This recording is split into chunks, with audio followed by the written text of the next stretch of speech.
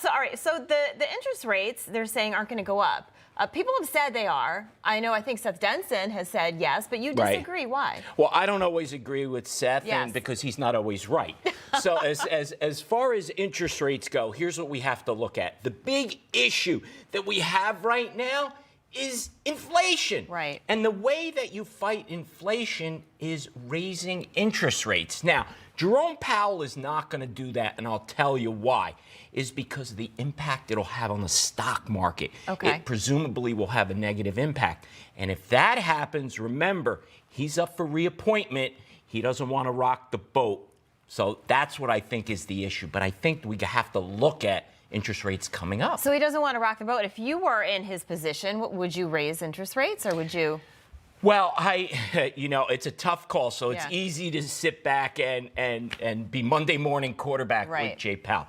So I would personally take a harder look at the tapering, which they're starting to do, but very, very small. So I would look at the tapering, and I would be giving stronger consideration to an interest rate increase. Yeah, no, I think a lot of people, because Janet Yellen, didn't she come out a couple of months ago and say, well, yeah, we're probably going to raise interest rates? Yeah, and what happens? Everybody starts going crazy about how is this going to impact the stock market.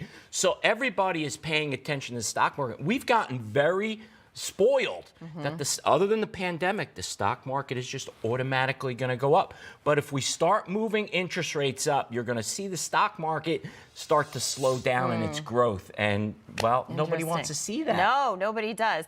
Let's talk about Tuesday's election. So a lot of people, some, weren't surprised what happened. What does this mean from a financial standpoint? What do you think? Well, what you would have thought once the election was going down a path where it seemed like there was a strong message being sent by the voters to say, well, maybe people in Congress will actually pay attention.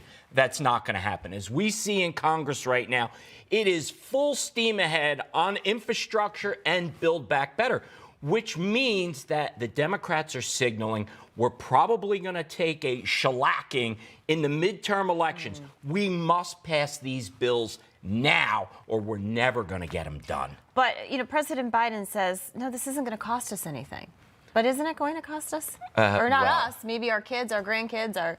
Well, no, it's going to cost us. I mean, it is completely disingenuous for the president to be in any way signaling there's no cost, it's going to be fully paid for. Well, if it's fully paid for, we're paying for it. The government doesn't make money. They take money from taxpayers. So we're paying for it. So to say it's at no cost is trying to give people the impression it doesn't cost anything. It always costs something. Okay. So speaking of costs, the job market report came out yesterday.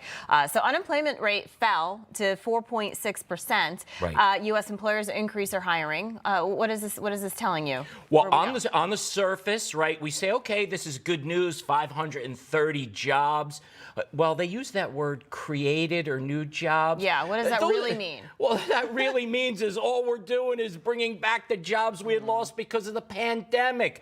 So that is not job creation. Yeah. So let's be clear about that. But look, it was good news. But the other side is, why is unemployment still so high? It was only down 0.2 points when you have almost 8 million people still collecting unemployment. Right. There's so many jobs out there. That means that there's a policy problem to get people back to work. Yeah, and business is still struggling because they can't afford to hire what people want. So exactly. Yeah. And even though people are making more money, that dirty I word, inflation, outpacing wage inflation. Yeah, no, I know.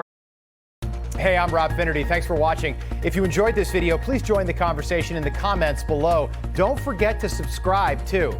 Hit the bell icon to be alerted to breaking news. And remember, there's a whole lot more on Newsmax TV, America's fastest growing cable news network.